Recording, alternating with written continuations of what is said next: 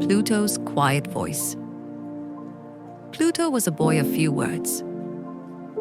People often mistook his silence for shyness or disinterest, but inside his mind, thoughts flowed like calm, deep rivers. He didn't always have the words ready when others expected them. In class, he rarely raised his hand first. At lunch, he followed his quiet rhythm: 3 bites of sandwich, a sip of juice, then 1 small carrot. But when Pluto spoke, people listened. Not because he was loud, he wasn't, but because his words had weight. One Thursday, Mrs. Lena asked everyone to share something about a favorite animal. Children called out, "Lions are strong," and "Penguins are cute." When it was Pluto's turn, he stood at his desk, holding a drawing of an octopus. He kept his eyes on the paper, not the class. "Octopuses have 3 hearts," he said softly, "and blue blood. They can open jars and camouflage their skin instantly." The room went silent. Mrs. Lena smiled in surprise and asked, "Where did you learn all that?" Pluto shrugged. "Books and videos. I like animals with patterns." Arya leaned over and whispered, "I didn't even know they had more than 1 heart."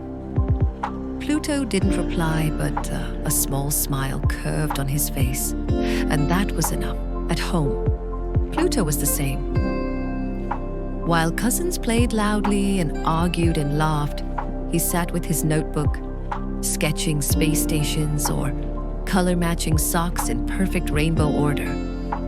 One cousin asked, "Why doesn't Pluto talk much? Doesn't he know how?"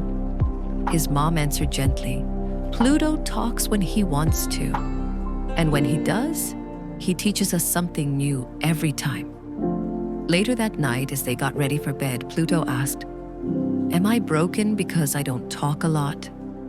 His mom turned to him. "Pluto, never. You're not broken. Your words are like shooting stars. They don't come all the time, but when they do, they shine."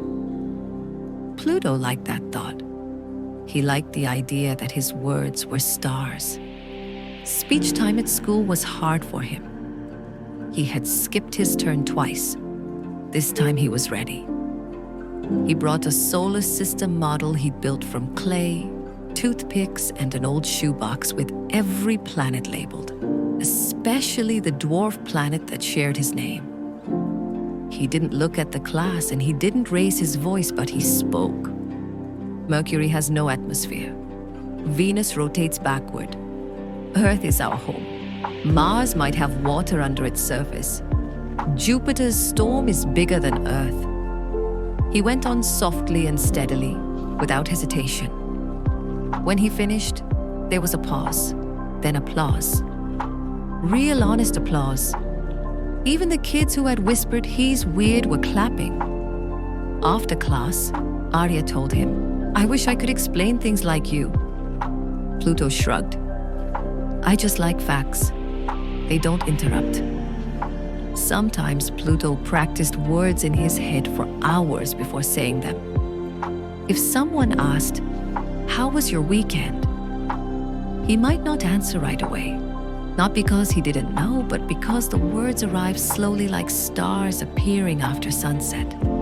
But if someone asked, "What's your favorite planet and why?" he answered instantly. "Saturn," he said, "because of the rings. They look fragile, but they're powerful."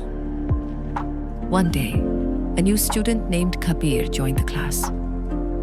Kabir had a stutter and spoke very little.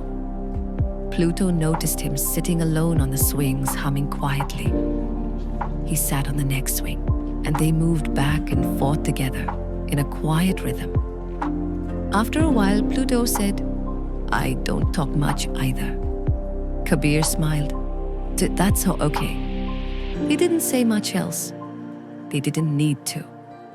That's how Pluto made most of his friendships, not with chatter, but with patience and presence.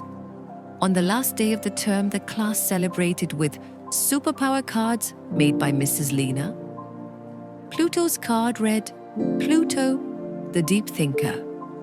You don't speak often, but when you do, your words teach, inspire, and connect. Your mind is a galaxy. He looked at it for a long moment. He didn't say anything, but inside, he felt a quiet joy, the kind that didn't need to be shouted to be real. Summary. Speech differences illustrated. Pluto speaks less but expresses himself meaningfully. He takes time to process and respond.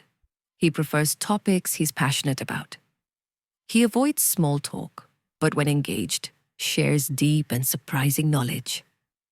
He forms bonds in quiet ways, not through talk, but through shared understanding.